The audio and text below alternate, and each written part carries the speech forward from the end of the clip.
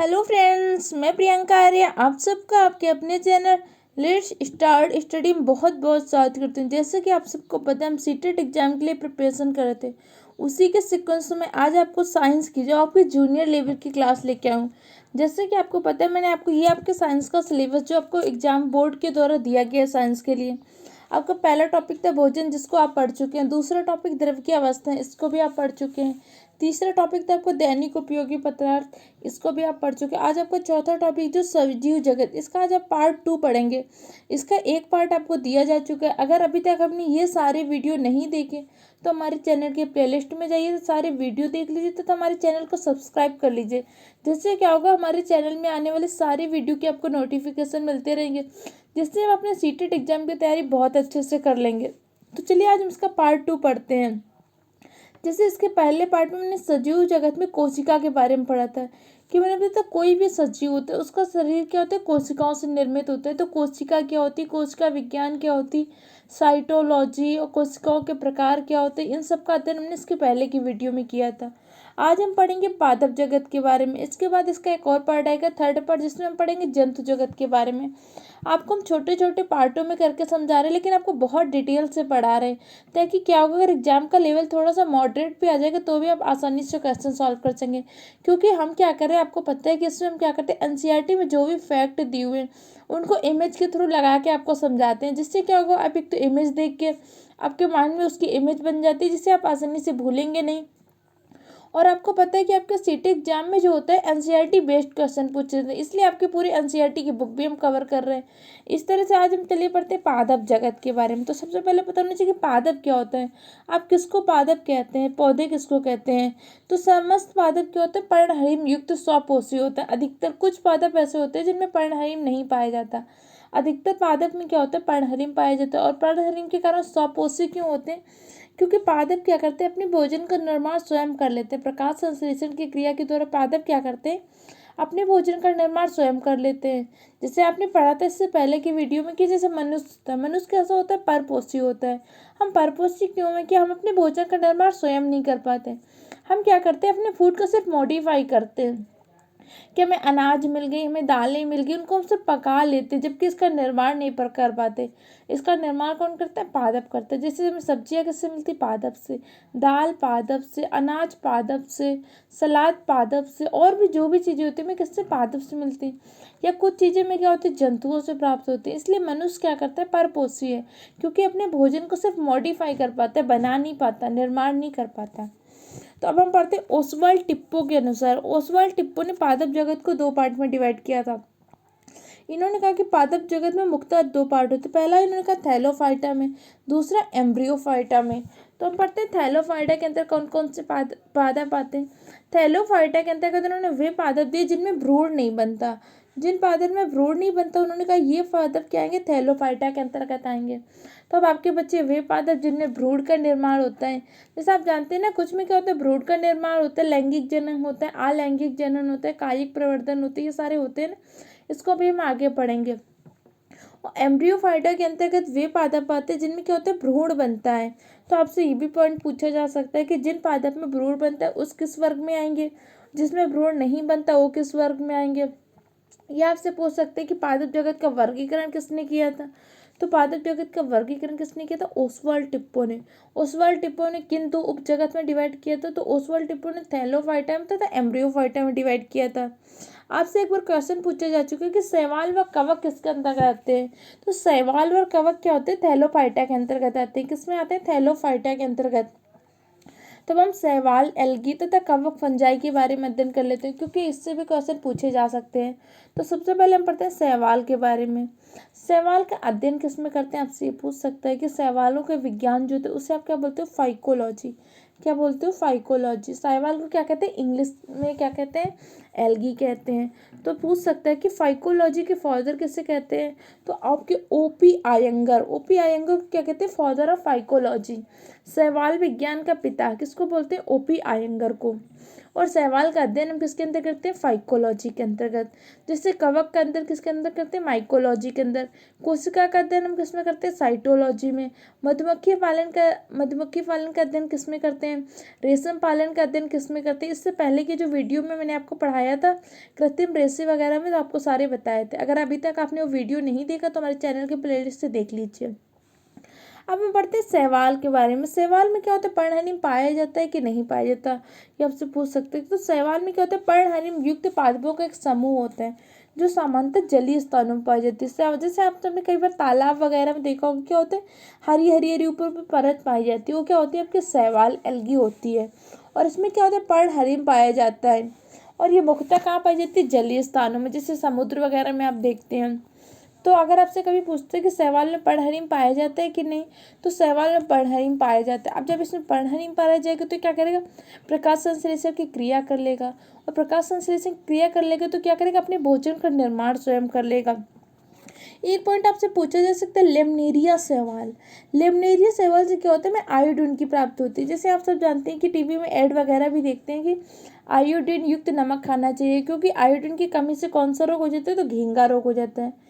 कौन सा रोग होता है, घेंगा रोग। ये भी पॉइंट आपसे पूछ सकते हैं कि आयोडीन की कमी से कौन सा रोग होता है, घेंगा रोग।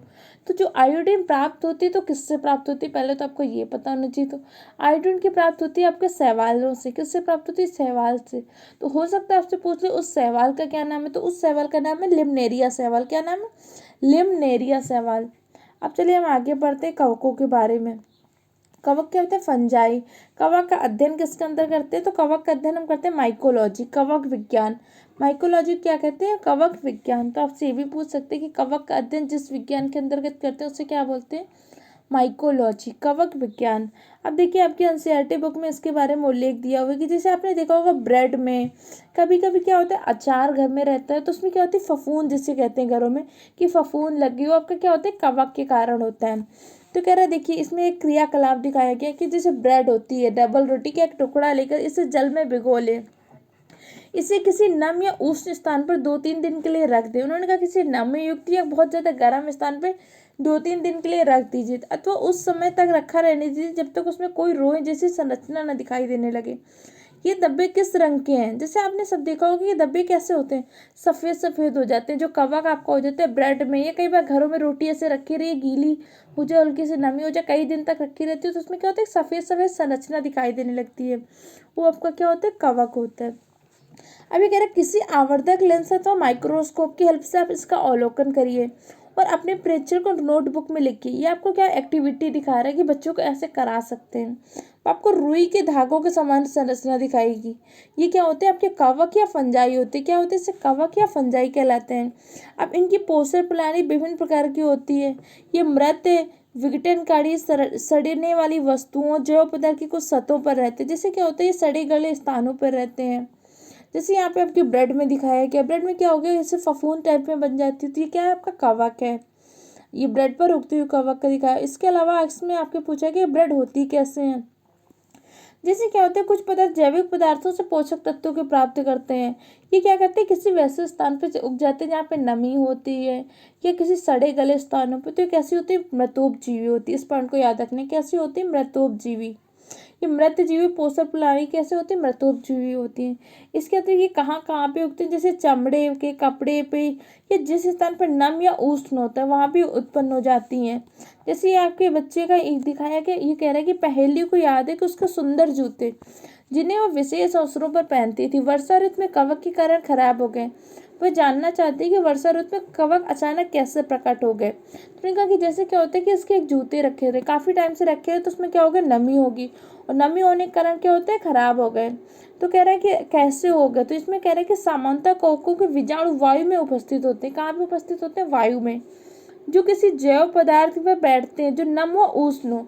जो इसके जीवाणु होते हैं, बीजाणु वायु में होते हैं और किसी ऐसे स्थान पे जो बैठ जाते हैं जो फिर नम हो या वाष्म हो, और वहाँ के नए कवक को जन्म देते हैं। जिस प्रकार क्या होता है, आपको रुईनुमा संरचना प्राप्त होती है, जिसे क्या कहते हैं, कवक कहते हैं। जैसे यहाँ पे कह रहा है कि क्या गेहूं की फसल एक बार किसी कवक के द्वारा खराब हो गई थी। अब चलिए हम पढ़ते हैं, कवक पर्णहरिम रहित पादप होता है। जैसे मैंने अभी शैवाल में आपको बताया था कि शैवालों में क्या होता है कि आपका पर्णहरिम पाए जाते हैं। जब शैवाल में पर्णहरिम पाए जा रहे थे तो प्रकाश संश्लेषण की क्रिया कर ले रहे थे, जिससे क्या होता है अपने भोजन का निर्माण कर लेते थे। लेकिन कवक में क्या होता है, पर्णहरिम नहीं पाया जाता। अब जब पर्णहरिम नहीं पाए जाएगा तो कैसे होंगे, या तो परजीवी होंगे या मृतोपजीवी। अब परजीवी क्या होते हैं, जो अपने भोजन के लिए किसी दूसरे पर डिपेंड रहता है, और मृतोपजीवी क्या होते हैं, जो अपने भोजन के लिए सड़े गले चीज़ों पे या मृत चीज़ों पे, जैसे बहुत सारे जानवर आपने देखे होंगे मर जाते हैं, तो क्या होता है धीरे धीरे पड़े होते हैं, उनका विघटन हो जाता है ना।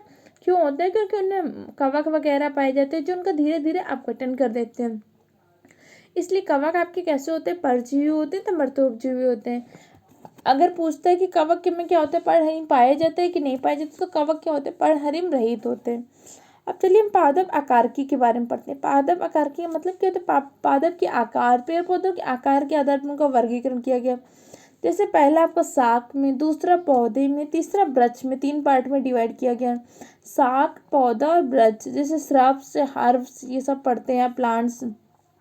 तो अब चलिए हम पढ़ लेते हैं आपकी एनसीईआरटी में क्या दिया गया। एनसीईआरटी में देखिए कि इमेज दी हुई है कि जैसे लताएं होती हैं, जैसे आप सबने देखा होगा कि घर में हमारे क्या होती है, जैसे मनी प्लांट वगैरह की होती हैं, कुछ जैसे क्या होते हैं लौकी वगैरह की होती हैं या खरबूजे वगैरह की। तो लताएं आपकी 2 प्रकार की होती हैं, कुछ आपकी आरोही लताएं होती हैं और कुछ आपकी कैसी होती है, विसर्पी लताएं। तो इसमें देखा क्या है कि कमजोर तने वाले पौधे सीधे खड़े नहीं हो सकते और ये भूमि पर फैल जाते हैं, इन्हें क्या कहते हैं, विसर्पी लताएं कहते हैं, जो क्या होते हैं भूमि पर फैल जाते हैं। जैसे आपके एनसीईआरटी में दिखाया गया है खरबूजा की, ये क्या है, विसर्पी लता है, क्योंकि क्या होती है जमीन पर ही फैल जाती है। और आरोही लता क्या होती है, किसी पेड़ का, किसी वृक्ष का, किसी दीवार का सहारा लेके ऊपर चढ़ जाती है। जैसे क्या होता है आपका मनी प्लांट, मनी प्लांट किसी का सहारा लेके क्या होता है ऊपर चढ़ जाता है, तो इन्हें क्या बोलेंगे, आरोही लता बोलेंगे।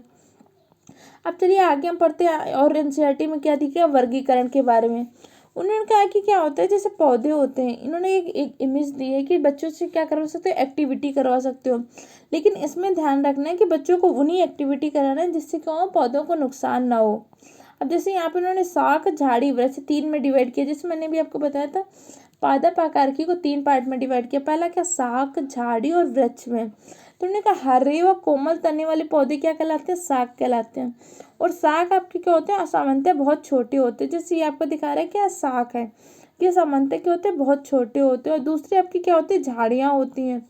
झाड़ियाँ कैसे होते हैं, कुछ पौधों में शाखाएं तने के आधार के समीप से निकलती हैं। ये आपसे पूछ सकते हैं, जो झाड़ी होती है उसमें शाखाएं क्या निकलती है, तने के आधार के समीप निकलती, जैसे जो उनका तना होता है यहीं की जो समीप होती है वहां से उनकी निकलती हैं शाखाएं।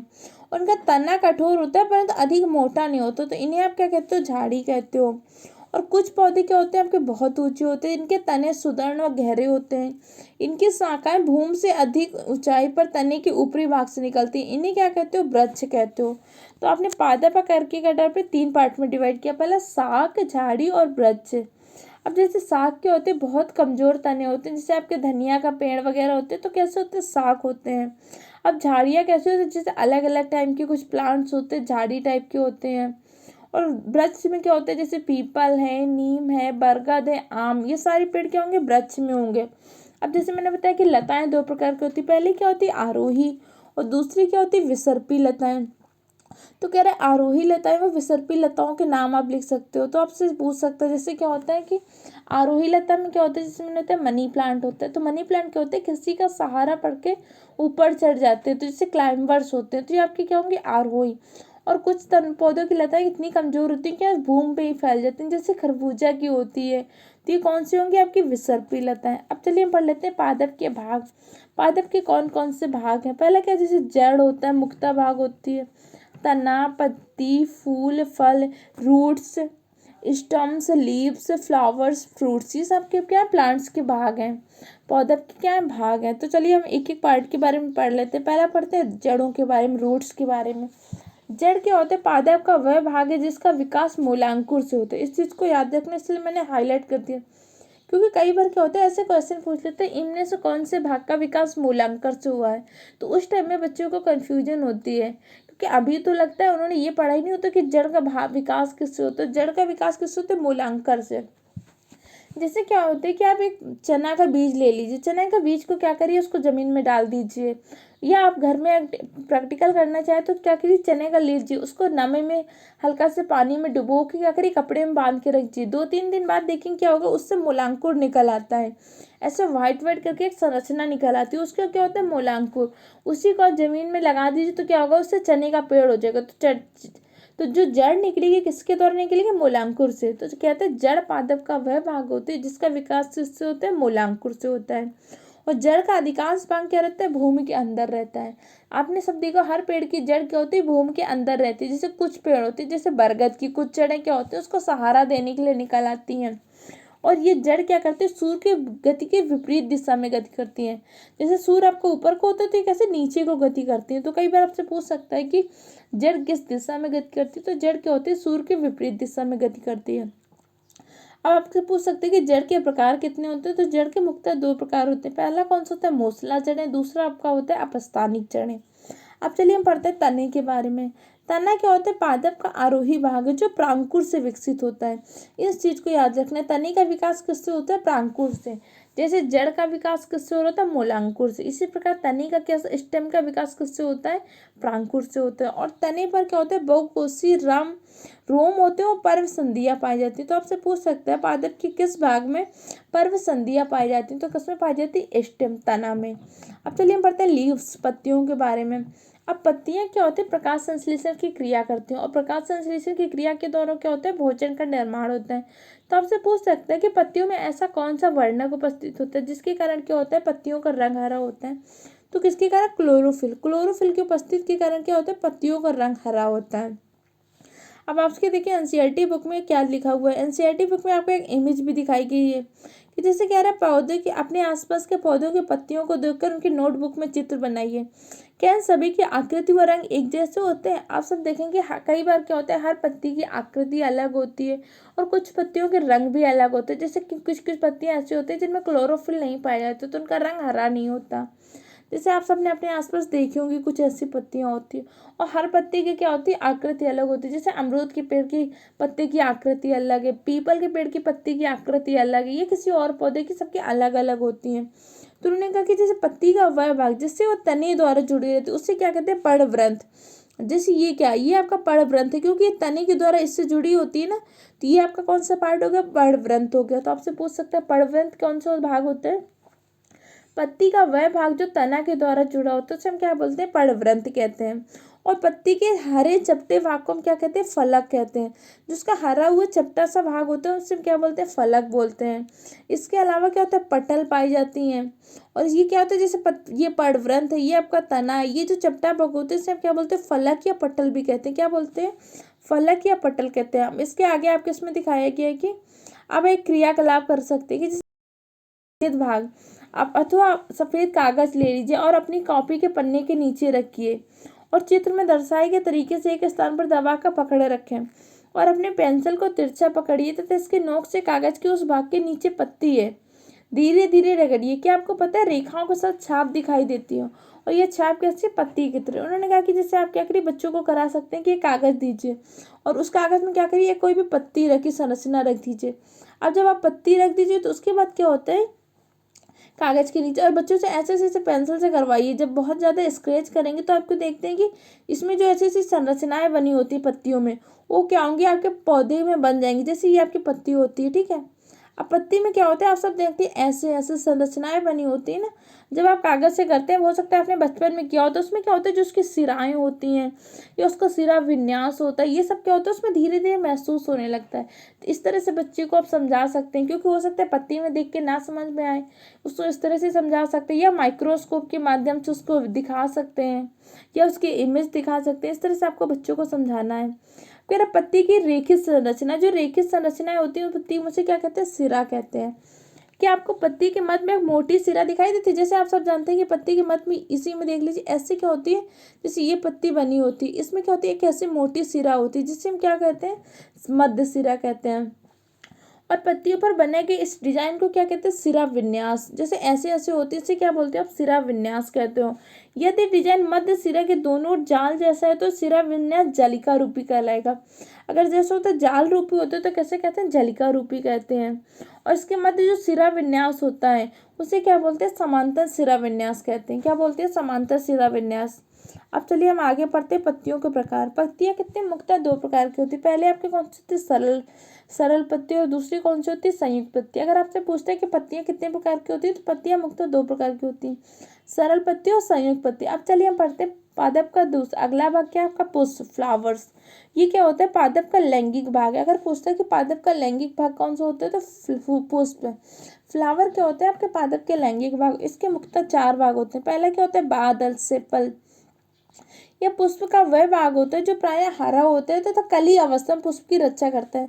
जैसे आप देखते हैं कि जब कोई भी पुष्प की कली बनने वाली होती है, जब ऐसे कली बनती है तो हरी हरी होती है। और ये जब कोई पुष्प खिलने से पहले कली होती है तो ये जो भाग होता है ये उसका क्या होता है, बादल होता है, जो क्या करता है उसकी कली अवस्था में पुष्प की रक्षा करता है। उसके पश्चात क्या होता है, दल। दल आपके पेटल्स, ये पुष्प के रंगीन भाग है जो क्या होते हैं, कीटों को आकर्षित करते हैं। जैसे आप किसी भी प्लांट में देखेंगे ऐसे ऐसे जो निकल आते हैं, पेटल्स निकलते हैं, ये कैसे होते हैं, कलरफुल होते हैं। अब आपसे पूछ सकते हैं कि इसमें रंग जो होता है रंगीन कैसे होते हैं, तो इसमें आपने जैसे पिछले वीडियो में पढ़ा था लवक के बारे में।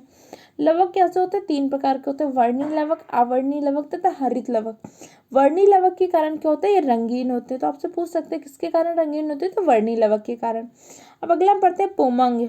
पुमंग क्या होते हैं, ये नर जननांग होता है पुष्प का, जो किससे, पुंकेसर के द्वारा निर्मित होता है। तो आपसे पूछ सकते हैं पुमंग क्या होता है, तो पुष्प का नर जननांग होता है। और स्त्री केसर क्या होता है आपका, जैसे मादा जननांग होता है। तो आप पूछ सकते हैं ये किसके द्वारा निर्मित होता है, तो पुंकेसर के द्वारा। किससे, पुमंग जो होता है पुंकेसर से निर्मित होता है। अब जैसे जायांग, जायांग क्या होता है, मादा जननांग होता है। और जो क्या होता है वर्तिकाग्र, वर्तिका व अंडाशय युक्त होता है। तो आपसे पूछ सकते हैं कई बार वर्तिकाग्र, वर्तिका व अंडाशय किसके भाग होते हैं, तो किसके भाग होते हैं, जायांग के। और ये क्या किससे निर्मित होते हैं, तो स्त्री केसर से निर्मित होते हैं। जैसे आपका पुमंग किससे निर्मित होता है, पुंकेसर से। अब क्या होता है, पुष्प में परागण और निषेचन की क्रिया होती है। तो आपसे पूछ सकते हैं परागण क्या होता है, निषेचन क्या होता है। जैसे परागण क्या होता है, पराग कणों का पराग कोश से वर्तिका तक जाने की क्रिया। जैसे पराग कण होते हैं, इनका पराग कोश से क्या होता है, वर्तिका तक जाने की क्रिया कैसी होती है, परागण होती है। अब परागण जैसे क्या होता है, स्वपरागण होता है तथा परपरागण। स्वपरागण कैसे होता है, जैसे किसी पुष्प में क्या होता है उसके दोनों भाग एक ही में होते हैं तो उसमें स्वतः चले जाते हैं। और पर परागण कैसे, वायु के द्वारा, कीटों के द्वारा। जैसे आप देखते हैं बहुत सारे कीट क्या होते हैं इस पुष्प से उस पुष्प में बैठते हैं तो उसमें जो परागकण होते हैं उनके में चिपक जाते हैं, तो दूसरे पुष्प में बैठते हैं तो वहां पे चले जाते हैं। इस तरह से आपसे पूछ सकते हैं परागण कितने प्रकार के होते हैं, तो परागण आपका दो प्रकार का होता है। पहला क्या होता है, स्वपरागण, दूसरा आपका पर परागण। हम पढ़ते हैं निषेचन क्या होता है, फर्टिलाइजेशन। नर युग्मक का मादा युग्मक से संयुक्त होकर द्विगुणित युग्मक बनने की क्रिया। जैसे क्या होता है किसी पुष्प का नर युग्मक मिले तथा मादा युग्मक मिले, ये दोनों मिलकर क्या होता है, एक द्विगुणित युग्मक बनाते हैं। इसके बनने की क्रिया क्या कहलाती है, निषेचन कहलाती है। अब चलिए हम पढ़ते हैं पादप कारकी के बारे में। पादप कारकी का तात्पर्य क्या होता है, पादप में जो क्रियाएं होती हैं। जैसे आपने मनुष्य में पढ़ा था कि जीवन जीने के लिए जो कुछ जैविक क्रियाएं होती है, इसी तरह पादप में भी कुछ क्रियाएं होती हैं। जैसे क्या होता है, पोषण होता है पादपों में। किसी भी जीवित प्राणी में, सजीव में क्या होगी, पोषण की क्रिया होगी, श्वसन की क्रिया होगी। फिर पादप में क्या होता है, परिवहन होता है, जैसे भोजन का संवहन होता है मनुष्य में, इसी तरह इनमें क्या होता है, परिवहन होता है। जल, खनिज, लवण जिसका अवशोषण करते हैं पादप के अन्य भागों तक पहुंचने की क्रिया परिवहन कहलाती है। फिर वाष्पोत्सर्जन होता है कि जो अतिरिक्त जल होता है उसका उत्सर्जन करना क्या होता है, वाष्पोत्सर्जन होता है। तो अब चलिए हम पढ़ते हैं पादप में पोषण के पहले। तो पोषण किसी भी सजीव को क्या होता है, आप जानते हैं जीवित रहने के लिए क्या होता है, पोषण की आवश्यकता होती है। क्योंकि पोषण के द्वारा क्या होता है, पोषक तत्वों से उससे ऊर्जा मिलती है, उसी ऊर्जा से प्रयोग करते हैं कि समस्त जैविक क्रियाओं का संचालन होता है। तो पोषण की प्रगति के आधार पर आपके पादप दो प्रकार के होते हैं। पहला क्या होता है, स्वपोषी, दूसरे आपके होते हैं परपोषी। तो चलिए हम पढ़ते हैं आपके एनसीईआरटी में पादपों में पोषण की विधियों के बारे में क्या लिखा है। उन्होंने कहा कुछ पौधे ऐसे होते हैं जिनमें क्लोरोफिल नहीं पाया जाता है। जैसे मैंने भी बताया था कि अधिकतर पादपों में क्या होता है, क्लोरोफिल पाए जाते हैं, जिसके कारण क्या करते हैं, प्रकाश संश्लेषण से क्रिया करते हैं। और प्रकाश संश्लेषण क्रिया करते क्या करते हैं, भोजन का निर्माण करते हैं। लेकिन कुछ पौधे ऐसे होते हैं जिनमें क्या होता है, क्लोरोफिल नहीं पाए जाते। अब जब क्लोरोफिल नहीं पाए जाते तो भोजन का संश्लेषण नहीं कर सकते हैं। वे कैसे जीवित रहते होंगे, आप पूछ रहे कि अगर मान लीजिए उनका प्रकाश संश्लेषण नहीं हो रहा तो जीवित कैसे रहते होंगे। तो वो पोषक तत्वों को किस प्रकार प्राप्त करते होंगे। मनुष्य व अन्य प्राणियों की तरह ये पादप भी अपने पोषण के लिए अन्य पादपों पर निर्भर रहते हैं। इन्हें क्या कहते हैं, विषम पोषी प्रणाली का उपयोग करते हैं। कौन सी प्रणाली का, विषम पोषी प्रणाली का। जैसे उन्होंने दिखाया कि देखिए कि आपको वृक्ष के नीचे तने व शाखाओं से लिपटी हुई रस्सी नुमा पीले रंग की संरचना दिखाई देती है। जैसे ये उन्होंने दिखाया कि जैसे आप सबने भी देखा होगा कि किसी पेड़ में क्या होता है, पीली पीली तार नुमा एक संरचना दिखाई देती है, जिसे आप क्या बोलते हो, अमर बेल भी बोलते हैं। क्या बोलते हैं, अमर बेल। तो जैसे कह रहे हैं कि इसको देखिए लिपटी हुई रस्सी नुमा पीले रंग की संरचना दिखाई देती है। ये क्या है, अमर बेल का पादप है। कौन सा, अमर बेल का पादप है। इसमें क्या होता है, क्लोरोफिल नहीं पाया जाता। अब जब क्लोरोफिल नहीं पाया जाता तो फिर भी लेकिन ये भोजन करता है ना, इसको अपने जीवन संचय की भोजन की आवश्यकता होती है, पोषक तत्वों की आवश्यकता होती है, तो इससे कैसे प्राप्त होगा। तो ये क्या करता है, अपना भोजन उस पादप से प्राप्त करता है जिस पर वो आरोहित रहता है। मतलब जिस पादप पे बना रहता है तो उसी से अपना क्या करता है, भोजन प्राप्त करता है। और जिस प्रकार ये आरोहित रहता है तो ये पादप क्या होते हैं, परपोषी। परपोषी किन पादपों को कहते हैं, जो पोषण के लिए दूसरे पादप पर निर्भर रहते हैं, उन्हें क्या कहते हैं, परपोषी कहते हैं। क्योंकि अमर बेल क्या होती है, पादप परपोषी को अमूल पोषक तत्वों से वंचित रहती है, अतः इन्हें परजीवी भी कहते हैं। क्योंकि अमर बेल जिस भी पादप में चली जाती है उसके समस्त पोषक तत्व खनिज लवण जल का स्वयं ही अवशोषण कर लेती है, तो दूसरे पादप को क्या होता है, इनसे वंचित रहती है। तो कई बार इनसे क्या कहते हैं, परजीवी कहते हैं। परजीवी क्या होते हैं, जो दूसरे के ऊपर निर्भर रहते हैं। अब चलिए हम आगे पढ़ लेते हैं कि जैसे क्या होता है स्वपोषी तथा परपोषी दो प्रकार के होते हैं। तो मैंने अभी आपको बता दिया स्वपोषी क्या होते हैं, जो अपने भोजन का निर्माण क्या कर लेते हैं, स्वयं कर लेते हैं। और परपोषी जो अपने भोजन का निर्माण स्वयं नहीं कर पाते हैं। अब जैसे भोजन का निर्माण स्वयं कर लेते हैं तो आपसे पूछ सकते हैं पादप अपने भोजन का निर्माण किस क्रिया द्वारा करते हैं। तो किस क्रिया के द्वारा करते हैं, प्रकाश संश्लेषण की क्रिया द्वारा, फोटोसिंथेसिस के द्वारा। तो आपसे पूछ सकते हैं प्रकाश संश्लेषण क्रिया क्या होती है, सूर्य के प्रकाश की उपस्थिति में क्या होती है, क्लोरोफिल के द्वारा प्रकाश संश्लेषण की क्रिया होती है, जिसमें क्या होते हैं, पादप क्या करते हैं, कार्बन डाइऑक्साइड गैस को ग्रहण करते हैं तथा ऑक्सीजन को क्या करते हैं, मुक्त करते हैं। तो आपसे पूछ सकते हैं कि प्रकाश संश्लेषण की क्रिया द्वारा पादप क्या करते हैं, अपने भोजन का निर्माण करते हैं, तो इनमें कौन सी गैस को मुक्त करते हैं, तो कौन सी गैस को, ऑक्सीजन को मुक्त करते हैं।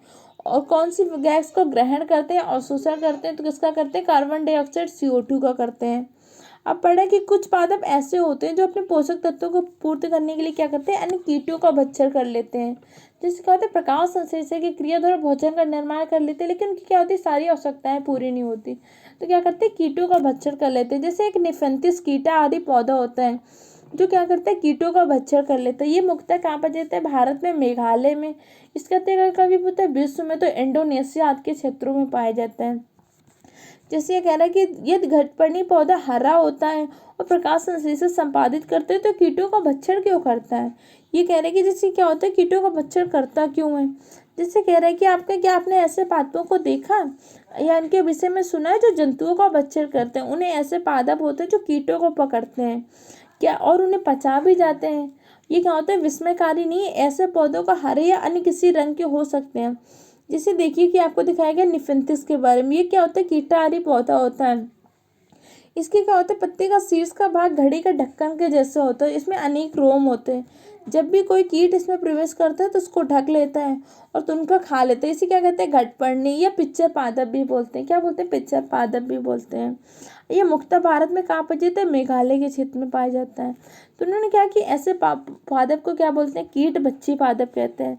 जैसे कीटाहारी कौन सा, निफेंथिस। इसके अलावा क्या होता है, वीनस फ्लाई स्ट्रेप, सन्यूडी, ये भी क्या आपके कीट बच्ची पादपों के उदाहरण। तो इनको याद रखना है कि निफेंथिस, वीनस फ्लाई ट्रैप, सनिड्यू कीट बच्ची पादपों के उदाहरण है। अभी कह रहे हैं इनका भक्षण करते क्यों है, कि उनके क्या होता है, कुछ अन्य पोषक तत्व जिनकी प्राप्ति करना चाहते हैं उसके लिए क्या करते हैं, कीटों का भक्षण कर लेते हैं। अब जैसे क्या होता है, मृतोपजीवी क्या होते हैं, आपने देखे होंगे कि क्या होते हैं, कुछ पादप जो होते हैं दूसरे के उसमें उपस्थित मतलब भोजन से ग्रहण करते हैं। जैसे आपने अमरबेल के बारे में पढ़ा, तो ये क्या होते हैं, परजीवी होते हैं। और जो मरे हुए सड़े गले पदार्थों पर रहते हैं, जीवन यापन करते हुए, क्या होते हैं, आपके मृतोपजीवी होते हैं। चलिए हम पढ़ लेते हैं परपोषी क्या होते हैं। परपोषी पादप अपने भोजन का निर्माण स्वयं नहीं करते हैं। अब परपोषी आपके कितने मुख्यतः 3 प्रकार के होते हैं। पहला क्या होता है, परजीवी, दूसरा मृतोपजीवी, तीसरा क्या होता है, सहजीवी।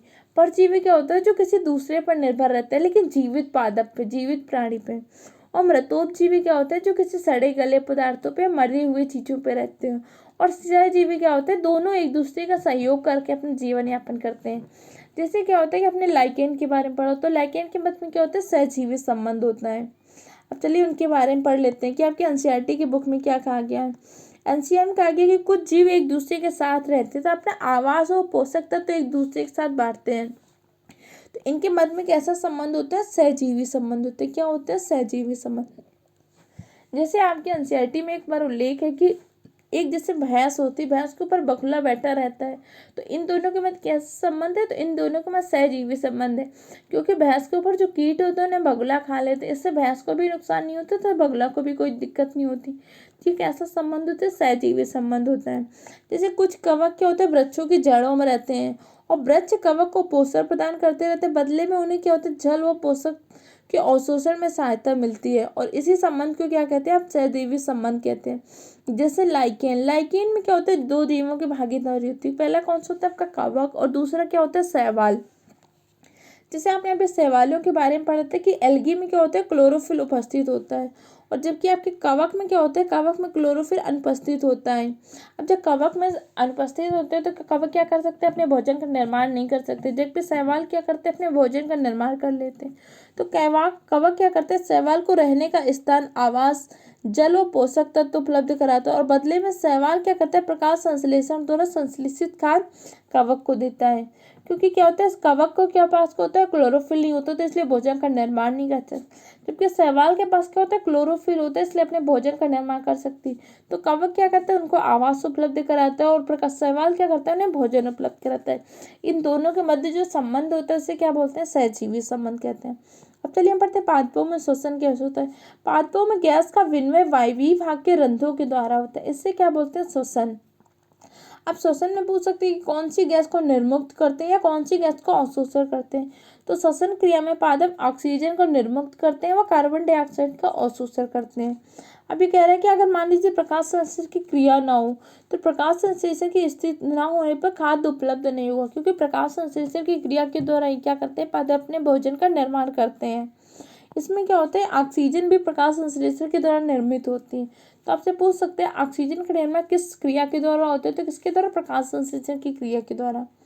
अब कह रहा है पत्ती की क्लोरोफिल कोशिकाएं सूर्य के प्रकाश की उपस्थिति में कार्बन डाइऑक्साइड व जल से कार्बोहाइड्रेट का निर्माण करती है। जिससे प्रकाश संश्लेषण क्या होता है, कार्बोहाइड्रेट का। अगर पूछेगा कार्बोहाइड्रेट भी किस फॉर्म में होती है, तो आपके ग्लूकोज की फॉर्म में। किस फॉर्म में होती है, ग्लूकोज। ग्लूकोज का सूत्र आपसे पूछ सकते हैं, तो C6H12O6 होता है। क्या होता है, C6H12O6 होता है। ये आपका किसका सूत्र होता है, ग्लूकोज का होता है। इसे आपकी रासायनिक अभिक्रिया दिखाएगी, कार्बन डाइऑक्साइड प्लस जल सूर्य के प्रकाश तथा क्लोरोफिल की उपस्थिति में क्या होता है, कार्बोहाइड्रेट तथा ऑक्सीजन निर्मुक्त होती है। अगर ऑक्सीजन पूछेगा किस फॉर्म में होती है, तो किस फॉर्म में होती है, आपकी ग्लूकोज के फॉर्म में।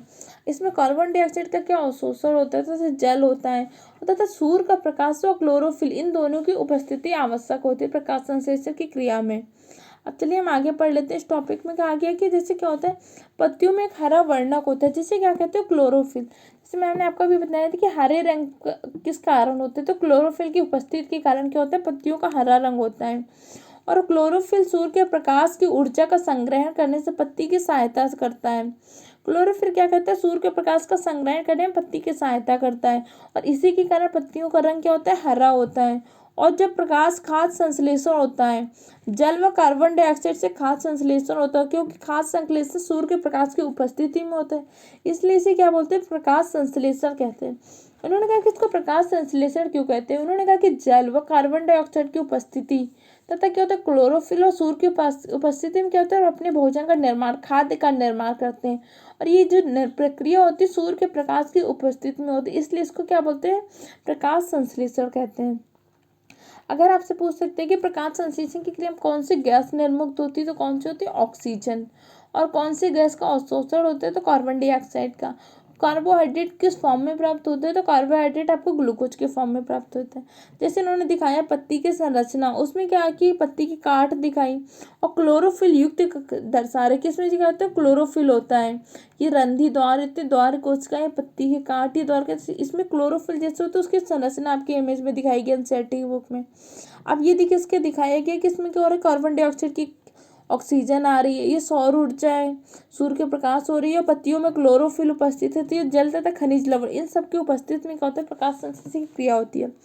जैसे ये जड़ है, जड़ के द्वारा क्या होता है, जल व खनिज लवण का अवशोषण हो रहा है। और पत्तियों में आपको पता है क्लोरोफिल पहले से उपस्थित होता है।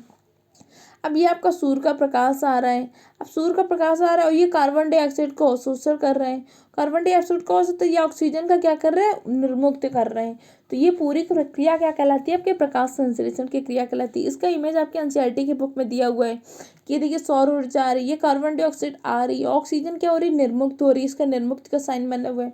ये पत्तियों में क्लोरोफिल पहले से उपस्थित है। जड़ क्या कर रही है, जल व खनिज लवण का अवशोषण कर रही है। अब चलिए हम बढ़ते हैं पादपों में परिवहन। तो पहले होता पता होना चाहिए परिवहन क्या होता है। तो जड़ जल व खनिज लवण को अवशोषण करती है, तो क्या होता है, पादप के विभिन्न विभिन्न भागों में जो पहुंचाने की क्रिया होती है, इससे क्या बोलते हैं, परिवहन। पादप के मूल रोमों द्वारा अवशोषित जल तथा खनिज लवण का परिवहन जाइलम तथा फ्लोएम के द्वारा होता है। किसके द्वारा, जाइलम तथा फ्लोएम के द्वारा। तो आपसे पूछ सकते हैं कि जाइलम किसका परिवहन करता है या फ्लोएम किसका परिवहन करता है। तो जाइलम के द्वारा जल का परिवहन होता है, जबकि फ्लोएम के द्वारा खनिज लवण का परिवहन होता है। इस चीज को याद रखना है। जाइलम का जा से मतलब जल का परिवहन होता है, इसको आप ऐसे याद कर सकते हैं।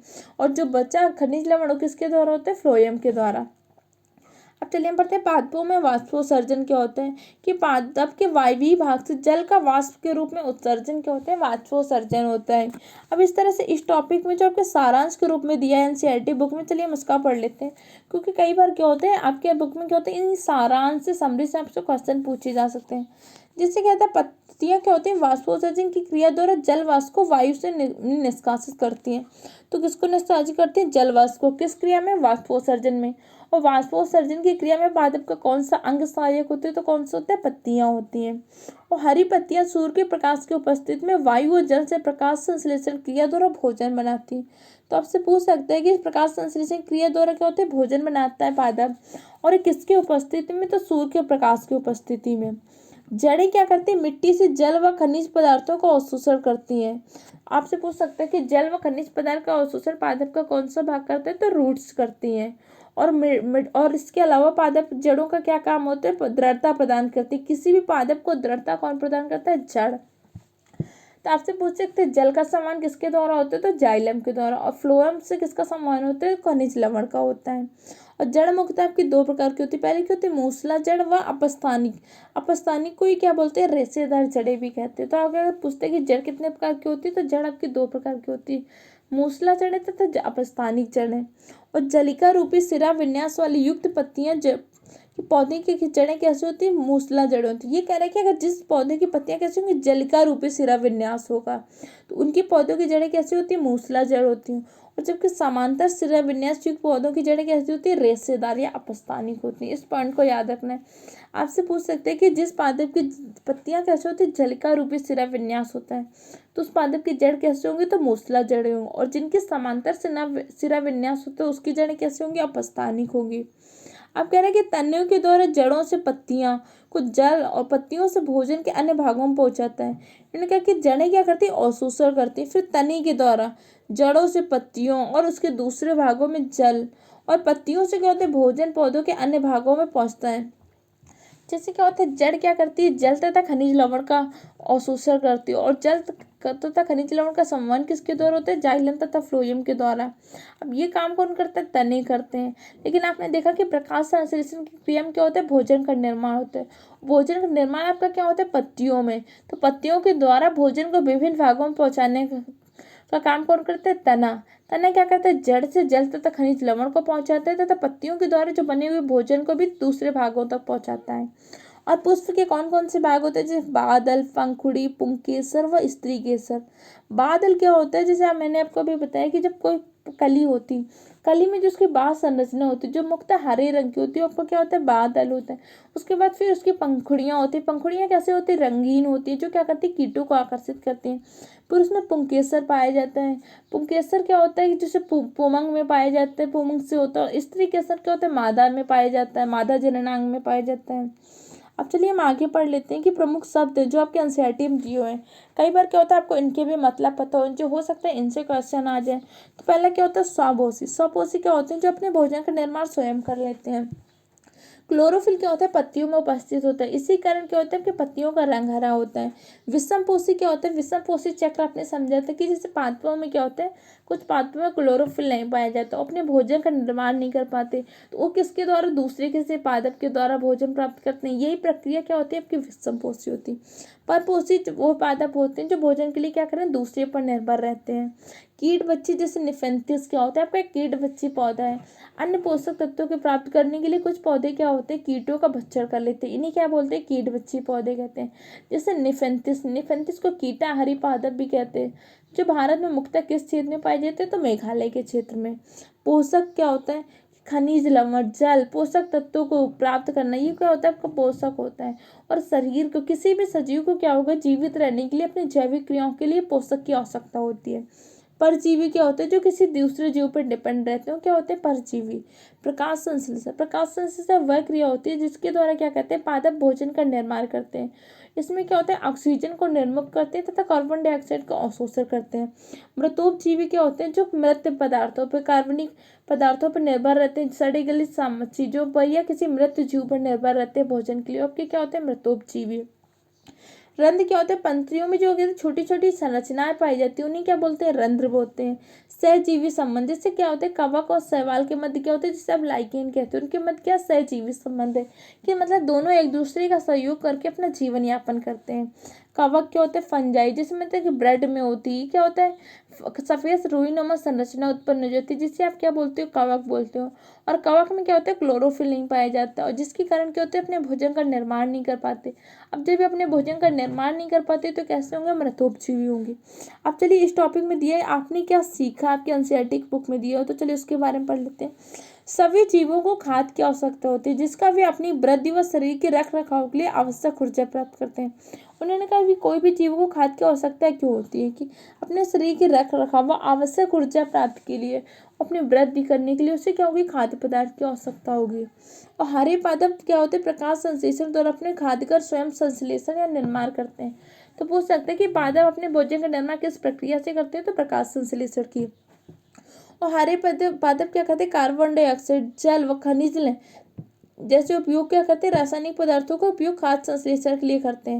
उन्होंने कहा जब खाद्य संश्लेषण, भोजन खाद्य संश्लेषण की प्रक्रिया किस क्या कहते हैं, प्रकाश संश्लेषण की क्रिया। इसमें क्या करते हैं, हरे पदार्थ कार्बन डाइऑक्साइड का, जल का, कुछ खनिज लवणों का, इन सब का प्रयोग करते हैं। और प्रकाश संश्लेषण की क्रिया आपकी क्या होती है, सूर्य के प्रकाश की उपस्थिति में होती है। और प्रकाश संश्लेषण के क्लोरोफिल व सूर्य का प्रकाश अनिवार्य रूप से आवश्यक है। कार्बोहाइड्रेट क्या होता है, जटिल रासायनिक पदार्थ प्रकाश संश्लेषण के उत्पाद है। जैसे बताइए कि प्रकाश संश्लेषण क्रिया में उत्पाद के रूप में आपको क्या प्राप्त होता है, कार्बोहाइड्रेट। अगर आपसे कभी पूछते हैं कार्बोहाइड्रेट भी किस फॉर्म में प्राप्त होता है, तो आपको ग्लूकोज के फॉर्म में। तो अगर पूछते हैं कि कौन सी गैस निर्मुक्त होती है, तो आपकी कौन सी होती है, O2, ऑक्सीजन गैस निर्मुक्त होती है। अब प्रकाश संश्लेषण के प्रक्रिया में क्लोरोफिल की सहायता से पत्तियों के द्वारा सौर ऊर्जा का संचयन किया जाता है। तो पूछ सकते हैं सौर ऊर्जा का संचयन किसके साथ द्वारा होता है, तो पत्तियों के द्वारा क्लोरोफिल की सहायता से। किसके सहायता से, क्लोरोफिल के द्वारा। और प्रकाश संश्लेषण में क्या होता है, ऑक्सीजन उत्पादित होती है। तो पूछ सकते हैं प्रकाश संश्लेषण क्रिया में किसका निर्माण होता है, तो किसका होता है, कार्बोहाइड्रेट तथा ऑक्सीजन का होता है। और इस ऑक्सीजन का उपयोग सभी जीव क्या करते हैं, श्वसन के लिए करते हैं। जैसे मानव या अन्य जीव करते हैं, श्वसन के लिए किसका उपयोग करते हैं, ऑक्सीजन का करते हैं। और कवक अपना पोषण मृत व जैव अपघटित जैव पदार्थों से प्राप्त करते हैं, इसलिए कवक को क्या बोलते हैं, मृतोपजीवी। मृतोपजीवी क्या होते हैं, अपना पोषण मृत व अपघटित जैव पदार्थों से प्राप्त करते हैं। जैसे अमरबेल, अमरबेल क्या आपके पादप परजीवी, जो क्या करती है, किसी दूसरे पेड़ पे अपना सहारा ले लेती है और उसी से क्या करती है, खाद्य पदार्थ, जल, पोषक तत्व तो प्राप्त करती है। ये परपोषी क्या होते हैं, पादप से अपना भोजन प्राप्त करती है। जो किसी दूसरे पादप से अपना भोजन प्राप्त करते हैं वो क्या होते हैं, परपोषी। और स्वपोषी क्या होते हैं, जो अपना भोजन का निर्माण स्वयं कर लेते हैं। कुछ पादप व अन्य सभी अपने पोषण और दूसरे जीवों पर निर्भर रहते हैं, ये क्या होते हैं, विषमपोषी कहलाते हैं। जिससे आपने पढ़ा था विषमपोषी पूरा प्रक्रम क्या होता है। इस तरह से हमने इस चैप्टर को कंप्लीट किया। इसका अभी एक और पार्ट आएगा जिसके बारे में हम क्या पढ़ेंगे, जंतु जगत के बारे में। तो जैसे इस टॉपिक को मैं आपको 3 पार्ट में दे रहा है। पहले पार्ट में हमने साइटोलॉजी, कोशिका विज्ञान के बारे में सब समझाया था। आज के पार्ट में मैंने आपको पूरा पाजब जगत समझाया, तो इसका अगला पार्ट है थर्ड पार्ट, उसमें आपको जंतु जगत के बारे में समझाएंगे। आपको पूरी चीज़ें हम बेसिक से हाई लेवल तक की पढ़ा रहे हैं। इसमें एनसीईआरटी में जो दिखा है वो सारी चीज़ें भी आपको समझा रहे हैं, ताकि क्या होगा, पेपर का लेवल मॉडरेट भी बने तो भी आप आसानी से क्वेश्चन सॉल्व कर लेंगे। तो इसलिए सीरीज को पूरा एंड तक देखिए, तो इसके नोट्स बना लीजिए, जिससे क्या होगा, आपको एग्जाम टाइम में रिवीजन करने में बहुत ईजिली आप रिवीजन कर लेंगे। और जब आप पूरी सीरीज को रेगुलरली फॉलो कर लेंगे तो आप अपने एग्जाम में बहुत अच्छे स्कोर करेंगे। अगर ये सीरीज आपको हेल्पफुल लगी है तो हमारे चैनल को सब्सक्राइब करें तथा वीडियो को लाइक करें, अपने दूसरे फ्रेंड के साथ भी शेयर करें। Okay friend, thank you for the watching the video.